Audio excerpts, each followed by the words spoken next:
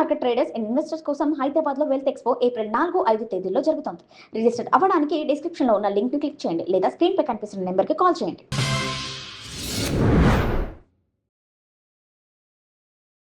Hello sir, welcome to social post. Thank you sir, ఇప్పుడు real estate పెరగదు అని మీరు అంటున్నారు. సో యూజువల్గా ఇప్పుడు జనాభానే పాపులేషన్ పెరుగుతుంది, హౌసెస్ కూడా అలాగే పెరుగుతాయి కదా, ఆటోమేటిక్గా రియల్ ఎస్టేట్ అనేది పెరుగుతుంది. సో మీరు ఎందుకు పెరగదని అంటున్నారు? కొనేవాళ్ళు ఎవరు ఉంటారు నిహాల్?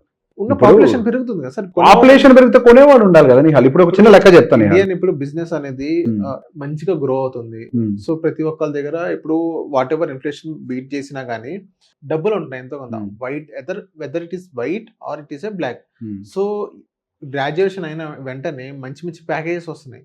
సో వాళ్ళందరికి ఫస్ట్ థాట్ ఏమొస్తుంది, ఇల్లు కొనాలనే ఉద్దేశంతోనే ఉంటారు, కొంటున్నారు కదా అలా చాలా మంది. ఒక చిన్న ఉదాహరణ చెప్తా. 5 ఏళ్ల క్రితం అంటే 2020 సంవత్సరం కంటే ముందు 2019 ఆ టైంలో 50 లక్షలు ఉన్న భూమి దాదాపుగా 1,20,00,000 1,30,00,000 అయింది హైదరాబాద్లో. అంటే దాదాపుగా 70% హైక్ అయింది. 120-130% హైక్ అయింది. ఇప్పుడు 2020లో ₹1,00,000 శాలరీ తీసుకునే వ్యక్తి ఈ టైంకి 2 లక్షల జీతం తీసుకుంటున్నాడు.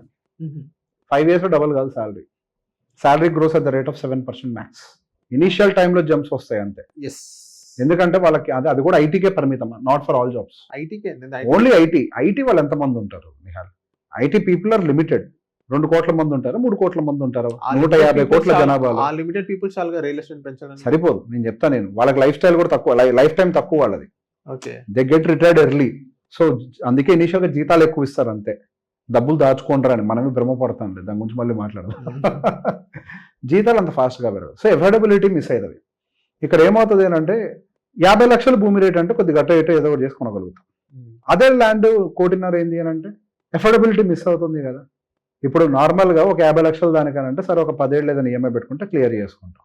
₹1,00,00,000 భూమికి ప్రాక్టికల్లీ సాధ్యం కాదు కదా. సో ఇక్కడ ఏమవుతుంది అని అంటే జనాభా పెరుగుతున్నారు నిజమే, జనాభా పెరిగే కొద్ది భూమి రిక్వైర్మెంట్ పెరుగుతుంది నిజమే, కానీ ట్రాన్సాక్షన్ చేసేవాడు కూడా ఉండాలి కదా. ఎవరు చేస్తారు ట్రాన్సాక్షన్? హైదరాబాద్లో పెరిగింది కదా ఆ స్థాయిలో అని అంటే హైదరాబాద్లో ఒక చిన్న స్థాయి ఉద్యోగి భూమి కొనటం వల్ల పెరగలే. పెద్ద పెద్ద సంస్థలు వచ్చి ఇక్కడ బిల్డింగ్లు కట్టడం కోసం కొని రేట్ని పెంచారు. Be practical. నిజంగా ఒక నార్మల్ మనలాంటి ఓడి కొనటం వల్ల భూమి రేటు పెరగదు. పాయింట్ నెంబర్ 2, ఎఫోర్డబిలిటీ మిస్ అయినప్పుడు గ్రోత్ ఆటోమేటిక్గా స్లో అవుతుంది. ఒకప్పుడు మనం గుర్తు తెచ్చుకుంటే 7-8 లక్షలు ఉండేది apartment rate. With in no time now apartments have become 1.5 crore. గట్టిగా తెలిసి 15 years బ్యాక్ 10 lakhs వచ్చేసాయి అపార్ట్మెంట్స్. 15 లక్షలు అంతే కదా. ఇప్పుడు అదే ఏరియాలో 1,50,00,000 అమ్ముతున్నారు. Into 10x. ఆ రోజు 10 లక్షలు ఉంటే కొద్ది గొప్ప ఎఫోర్డ్ చేయగలిగేవాళ్ళు. ఇప్పుడు 1,50,00,000ని how can people afford it? Affordability దెబ్బతింటుందా? లోన్ వస్తుంది, okay, I can understand, loan వస్తుంది, కానీ నువ్వైతే బతకలేవు కదా. ఇప్పుడు అదే ప్రెషర్ బిల్డ్ అవుతుంది. సో ఎఫోర్డబిలిటీ ఆఫ్ బయింగ్ అనేది మార్కెట్లో తగ్గిపోతుంది.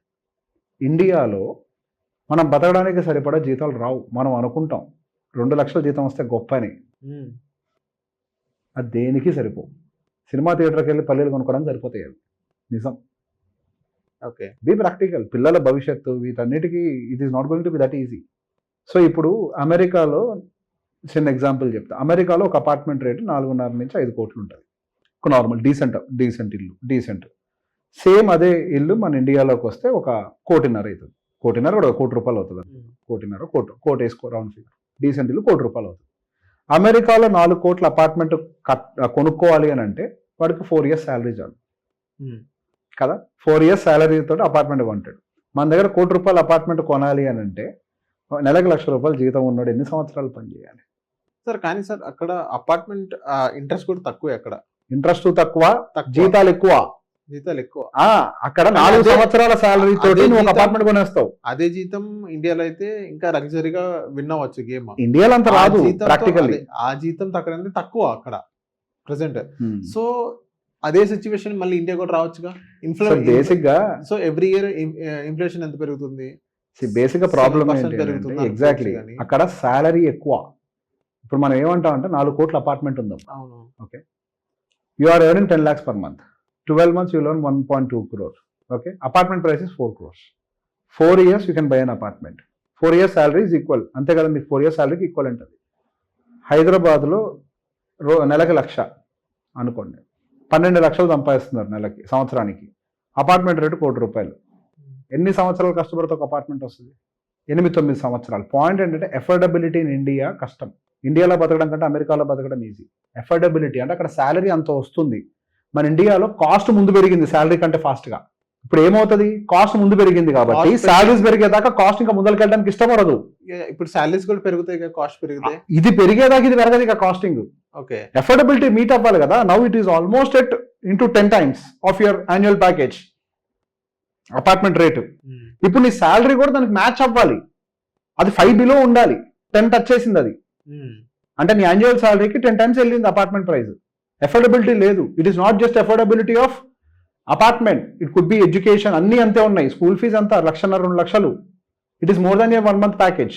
సో ఇప్పుడు మీరు అపార్ట్మెంట్ కొనడం తప్పు అని అంటున్నారు. తప్పు రైట్ కాదు, కానీ మీరు అనుకునేట్టుగా రిటర్న్స్ మాత్రం రావు అంటున్నారు. రిటర్న్స్ అయితే రావు. Rental is different ball game. అది కరెక్ట్ ప్లేస్ లో కొంటే దానికి వచ్చే అంటే commercial rental yield it's different ball game. కానీ ప్రాపర్టీ అప్రిసియేషన్ వస్తుంది అనుకుంటే మాత్రం అవ్వదు, తప్పు. అంటే I tell you one great example of commercial property.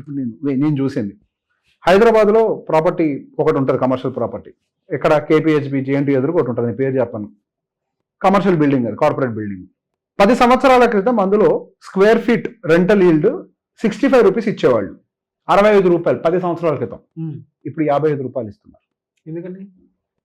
అది పెరగలే రెంటల్ ఈల్డ్. ఎఫోర్డబిలిటీ అక్కడ పెట్టలేరు. నువ్వు 65 రూపాయలు పెట్టగానే వస్తారు ఎగేసుకొని. Got the logic. వ్యాపారస్తుడు కమర్షియల్ కాంప్లెక్స్ లో డబ్బులు పెట్టి రెంట్కి తీసుకోవాలి అని అంటే ఈల్డ్ మ్యాచ్ అవ్వాలి కదా వాడికి కూడా.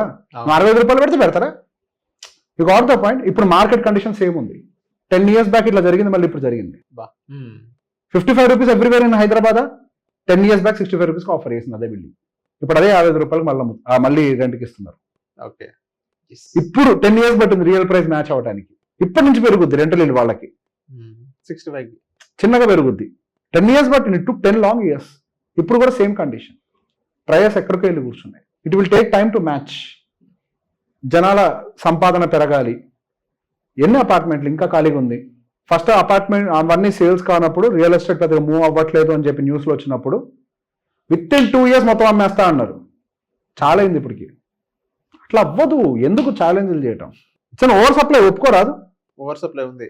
ఓవర్ సప్లై కదా, హ్యూజ్ ఉంది. ఓవర్ ఇక్కడ తప్పేవాడిది వ్యాపారస్తుడిది. మళ్ళీ నిన్ను ఎవరు ఎస్టిమేట్ చేయమన్నారు రాంగ్గా? హైదరాబాద్ జనాభా ఎంత, హైదరాబాద్కి మైగ్రేట్ అయ్యే వాళ్ళు ఎంత, ఒక లెక్క ఉండాలి కదా. వచ్చే ప్రతి ఒక్కరిని కొనేస్తాడా? కొనరు కదా. అట్లా ఎంత అవసరమో అంత కొంటారు. సో బేసిక్గా హైదరాబాద్లో రేట్లు పెరగడానికి కారణం ఓవర్ సప్లై చేయడానికి ట్రై చేశారు. దానివల్ల పెరిగింది. ఇప్పటిదాకా రేట్లు తగ్గించలేదు అన్నారు కదా. ఎన్ని రోజులు ఉంటారు రేట్లు తగ్గకుండా? వాళ్ళే తగ్గిస్తారు. తగ్గిపోతే ఎవరికి నష్టం? వాళ్ళకే. వడ్డీలు అయితే కడుతున్నారుగా. They are already losing money by 1 rupee interest per year. 12% per annum they are losing. 2 years దాటింది కదా ఇప్పటికి. ఇంకా బయింగ్ స్టార్ట్ కాలే మార్కెట్లో. Be practical. కాలే. ఏం అయిందంటే నేను చెప్పండి, నాది లేదు. నాకు తెలిసి అయితే కాలేదు. Okay. So thank you sir, మా సోషల్ పోస్ట్ వచ్చినందుకు. Most welcome.